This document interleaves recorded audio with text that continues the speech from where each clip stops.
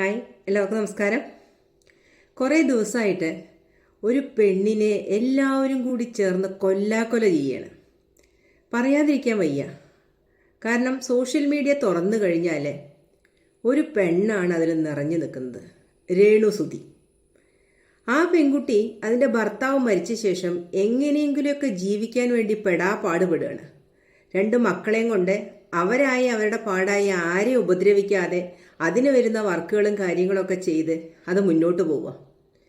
പക്ഷേ നമ്മുടെ സോഷ്യൽ മീഡിയയിലുള്ള ചില സ്ത്രീകൾ, പറയാതിരിക്കാൻ വയ്യ, സ്ത്രീകൾ തന്നെയാണ് സ്ത്രീകളുടെ ശത്രു എന്ന് എപ്പോഴും പറയാറുണ്ട്. അത് അന്വർത്ഥമാക്കുന്ന രീതിയിൽ ചില സ്ത്രീകൾ ഈ പെൺകുട്ടിയെ വിടാതെ ആക്രമിക്കുന്നതാണ് നമ്മളിപ്പോൾ കണ്ടുകൊണ്ടിരിക്കുന്നത്. അതിനെ ഒരു തരത്തിലും ജീവിക്കാൻ സമ്മതിക്കില്ല. അതും അതിൻ്റെ 2 മക്കളും കൂടി എങ്ങനെയെങ്കിലും ആത്മഹത്യ ചെയ്യണം, അല്ലെങ്കിൽ അതിനെ ആത്മഹത്യയുടെ വക്കിലേക്ക് എത്തിക്കണം എന്നൊരു ചിന്താഗതി വെച്ചു പുലർത്തിക്കൊണ്ട് അതിനെ കൊല്ലാക്കൊല ചെയ്തുകൊണ്ടിരിക്കുക ദിവസം പ്രതി. ഓരോ ദിവസവും പുതിയ പുതിയ വാർത്തകളാണ് അവരെക്കുറിച്ച് വന്നുകൊണ്ടിരിക്കുന്നത്.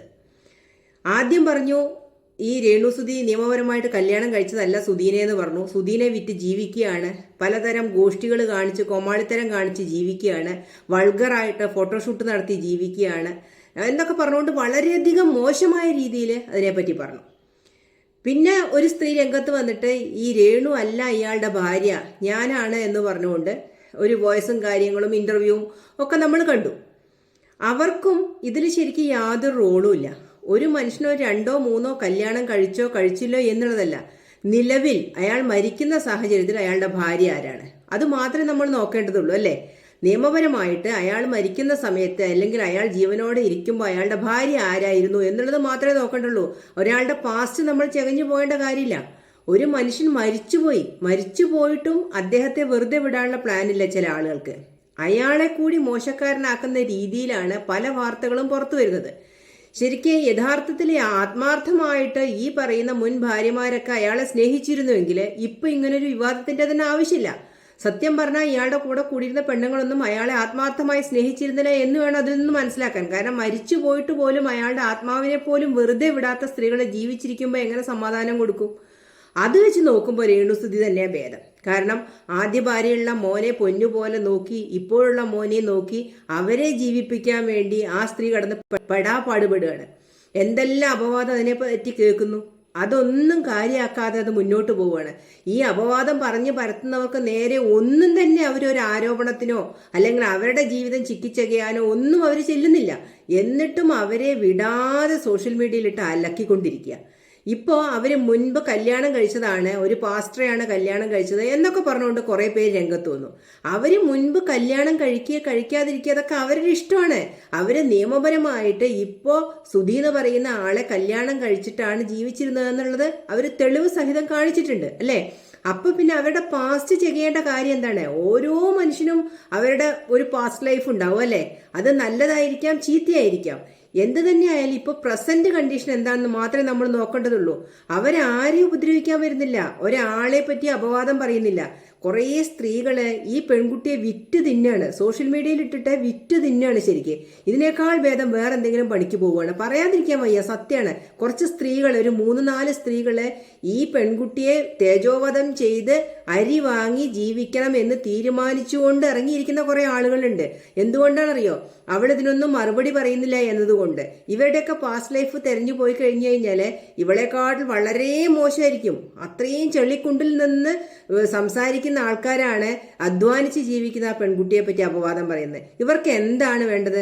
അവളുടെ ആ 2 കുഞ്ഞുങ്ങളുടെ മരണോ? അവരെ ആത്മഹത്യയുടെ വക്കിലേക്ക് എത്തിക്കണോ? അതാണോ ഇവർക്ക് വേണ്ടത്? എന്നിട്ട് ഇവരെന്തെങ്കിലും കടുങ്കൈ ചെയ്തു കഴിഞ്ഞാൽ അയ്യോ അങ്ങനെയായിരുന്നു ഇങ്ങനെയായിരുന്നു എന്ന് പറഞ്ഞാൽ കുറേ സഹതാപതരംഗം അങ്ങോട്ട് അഴിച്ചുവിടും. ജീവിക്കാൻ സമ്മതിക്കില്ല, ഒരു തരത്തിലും ജീവിക്കാൻ സമ്മതിക്കില്ല. എന്നിട്ട് എങ്ങനെയെങ്കിലുമൊക്കെ കൈകാലിട്ടടിച്ച് ജീവിതം മുന്നോട്ട് കൊണ്ടുപോകാൻ ശ്രമിക്കുമ്പോഴോ വലിച്ച് താഴെയിടാനും അവരെ വളരെയധികം മോശക്കാരാക്കി ചിത്രീകരിക്കാനും പെണ്ണുങ്ങൾ തന്നെ ഇറങ്ങുന്നു എന്നുള്ളതാണ് അതിശയിപ്പിക്കുന്ന കാര്യം. ആണുങ്ങൾ പോട്ടെ, ഒരു സ്ത്രീക്ക് മറ്റൊരു സ്ത്രീയെ എളുപ്പം തിരിച്ചറിയാൻ കഴിയുന്ന പറയാ. അവരുടെ ജീവിത സാഹചര്യങ്ങളും, ഒരു വിധവ കൂടിയാണെങ്കിൽ, ചെറുപ്പക്കാരിയായിട്ടുള്ള ഒരു പെൺകുട്ടി വിധവ കൂടിയാണെങ്കിൽ അവളെ എന്തെല്ലാം സമൂഹത്തിൽ നേരിടേണ്ടി വരും. അതിനെയൊക്കെ അതിജീവിച്ച് അവള് ധൈര്യപൂർവ്വം മുന്നോട്ട് പോകുന്നുണ്ടല്ലോ എന്ന് പറയുന്നതിന് പകരം സ്ത്രീകൾ തന്നെ കമന്റിലൂടെ ആയാലും വീഡിയോയിലൂടെ ആയാലും അതിനെ അപമാനിക്കുകയും തളർത്തുകയും ചെയ്യുന്ന ദിനം പ്രതി കണ്ടുകൊണ്ടിരിക്കുക. ഒരാളെ പറ്റി നമുക്ക് വിമർശനം ആവാം അല്ലേ. ഒരു പരിധിയിൽ കഴിഞ്ഞ് വിമർശനം അവരെ നശിപ്പിക്കാനേ ഉതകുള്ളൂ. ആ ആളുകളുടെ ജീവിതം തകർക്കാനേ ഉതകുള്ളൂ. നമ്മൾക്കൊരു കാര്യം ഇഷ്ടപ്പെട്ടില്ല, സോഷ്യൽ മീഡിയയിൽ നമ്മൾ കണ്ട കാര്യമാണ്, നമുക്കത് ഇഷ്ടപ്പെട്ടില്ല, അതിനെക്കുറിച്ച് നമുക്ക് സംസാരിക്കണം, അത് ശരിയായില്ല എന്ന് പറയണം എന്നുണ്ടെങ്കിൽ പറയാം, 1-2 വീഡിയോയിലൂടെ പറയാം. ഇതങ്ങനെയല്ല. അവരെ വിറ്റേ ഞങ്ങൾ ജീവിക്കുള്ളൂ എന്ന തരത്തിലാണ് ചില ആളുകളെ 10, 15, 20 വീഡിയോ ദിനം പ്രതി 2-3 വീഡിയോ ഇവരെ കുറിച്ച് ഇടുകയാണ്. ഇതിന് മാത്രം എന്താ അവരെ കുറിച്ച് പറയാനുള്ളത്? നിങ്ങളിന്ന് ചിന്തിച്ചു നോക്കൂ. ഈ കാഴ്ചക്കാർ കൂടുന്നത് കൊണ്ട് തന്നെയാണ് ഇത്തരക്കാർക്ക് ഇത് പ്രചോദനം നൽകുന്നത്. ഒരു സ്ത്രീയുടെ ജീവിതം തകർക്കുകയാണ് ചെയ്യുന്നത്, അല്ലേ? ഒരു മനുഷ്യ ജീവിതം ഇല്ലാതാക്കുകയാണ് ചെയ്യുന്നത് ഇതിലൂടെ. അപ്പൊ അതിൽ ആനന്ദം കണ്ടെത്തുന്ന കുറെ അധികം ആളുകള് അവരുടെ വരുമാന മാർഗത്തിനായിട്ട് അവരൊരാളെ സമൂഹത്തിലിട്ട് ഭയങ്കരമായിട്ട് തേജോവധം ചെയ്ത് അരി വാങ്ങി ജീവിക്കുമ്പോൾ അതിന് സപ്പോർട്ട് കൊടുക്കുന്ന ആളുകളെയും കൂടി അതിൽ ഉൾപ്പെടുത്തേണ്ടേ? ഇത് കാണാൻ ആളുള്ളതുകൊണ്ടാണല്ലോ ഇങ്ങനെ ഒരാളെ വലിച്ചു കീറുന്നത്. ഒരു പരിധിയിൽ കവിഞ്ഞ് ഒരാളുടെ ജീവിതത്തിലേക്ക് കടന്നു കയറാനുള്ള അവകാശം ആർക്കുമില്ല, അല്ലേ? ഈ കുറ്റം പറയുന്നവരെ 100% പെർഫെക്റ്റ് ആയിരിക്കണം. ഈ പെർഫെക്റ്റ് അല്ലാത്ത ചെളിക്കുണ്ടിൽ നിൽക്കുന്ന കുറെ സ്ത്രീകളാണ് ഇവരെ പറ്റി അപവാദം പറയുന്നത്. 2-3 കല്യാണം കഴിച്ച് അവരെ ഉപേക്ഷിച്ച് നാട്ടുകാരെ മുഴുവനും തെറി പറഞ്ഞ് വഴിയെ പോകുന്നവരെയും തെറി പറഞ്ഞ് ജീവിക്കുന്ന ആൾക്കാരെ, അധ്വാനിച്ച് ജീവിക്കുന്ന ഈ സ്ത്രീയെ നോക്കിയിട്ട് പരിഹസിക്കുക. ഒന്ന് ആലോചിച്ച് നോക്കൂ. കുറേ ദിവസമായി ഇത് കാണുന്നു, എങ്ങനെ പറയാതിരിക്കും? ഒരു സ്ത്രീ തന്നെ ഒരു സ്ത്രീയെ നശിപ്പിക്കാൻ വേണ്ടി ഇറങ്ങി പുറപ്പെട്ടിരിക്കുക. അതിനോടൊന്നും ഒരിക്കലും യോജിക്കാൻ കഴിയില്ല. ആ പെൺകുട്ടി എങ്ങനെയെങ്കിലും ജീവിച്ചോട്ടെ, അതിൻ്റെ ജീവിതം അതെങ്ങനെയെങ്കിലും മുന്നോട്ട് കൊണ്ടുപോയിക്കോട്ടെ. ആരും ഉപദ്രവിക്കാൻ അവൾ വരുന്നില്ല, ആരുടെ ജീവിതത്തിൽ അവൾ കൈകടത്താൻ വരുന്നില്ല. പിന്നെ എന്തിനതിൻ്റെ മെക്കിട്ട് കാരണം? ഭയങ്കര സദാചാരവാദികളാണ് കുറേ അധികം ആളുകൾ. അവരുടെയൊക്കെ പാസ്റ്റ് ലൈഫിലേക്ക് തിരിഞ്ഞു നോക്കിക്കഴിഞ്ഞാൽ ഈ പറയുന്ന ഒരു സദാചാരവും കാണില്ല. പക്ഷേ സോഷ്യൽ മീഡിയയിൽ വന്നിരുന്ന ഘോരം സദാചാരത്തെ പറ്റി പ്രസംഗിക്കും. ചോറ് വാരി കൊടുത്തു, ചോറ് വാരി കൊടുത്തില്ല. സ്വയം തിരിഞ്ഞു നോക്കാത്തവരാണ് ഇത്തരത്തിലുള്ള വർത്തമാനങ്ങളൊക്കെ പറയുക. എന്തു പറയാനാ?